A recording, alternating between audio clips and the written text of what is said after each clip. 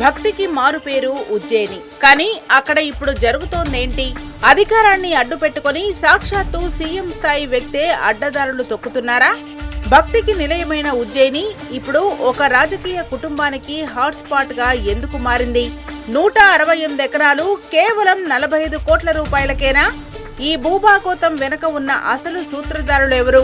ప్రజాసేవ పేరుతో జరుగుతున్న ఈ స్వప్రయోజనాల వేట వెనుక ఇంకా ఎన్ని చీకటి ఒప్పందాలు దాగున్నాయి?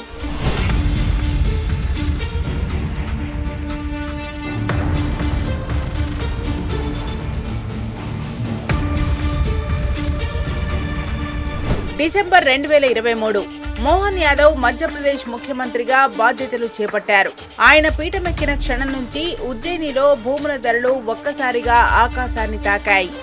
2021 నుంచి ఇప్పటి వరకు యాదవ్ కుటుంబం కొనుగోలు చేసిన భూమి ఏకంగా 253 ఎకరాలు. అసలు ఒక ముఖ్యమంత్రి కుటుంబానికి రియల్ ఎస్టేట్ వ్యాపారం చేయాల్సినంత అవసరమేంటి? వీరు కొన్న భూములన్నీ ప్రభుత్వం ప్రతిష్టాత్మకంగా చేపట్టిన రోడ్లు, హైవేలు, మాస్టర్ ప్లాన్ పరిధిలోనే ఉండటం యాదృచ్ఛికమా? లేక ముందుగానే అందిన ఇన్సైడర్ ఇన్ఫర్మేషన్ ఫలితమా? దీన్నే కదా మనం నిహిత ప్రయోజనాల సంఘర్షణ అని పిలిచేది.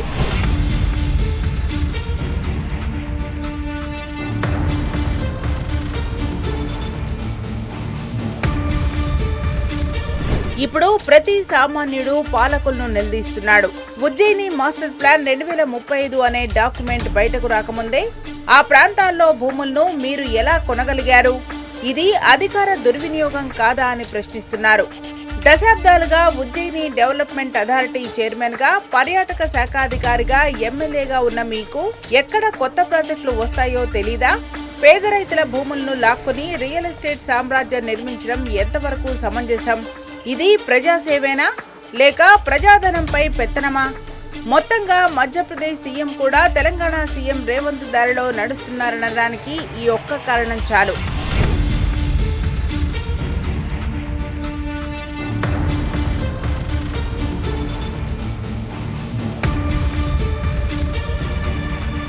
ముఖ్యమంత్రి అంటే ప్రజాసేవకుడు కావాలి.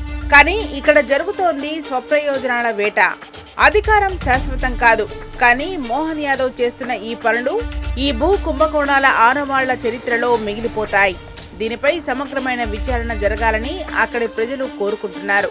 ఏది పడితే అది చెయ్యొచ్చని అనుకుంటే ప్రజలు చూస్తూ ఊరుకోరు కదా. ఇది కేవలం ఆరంభం మాత్రమే.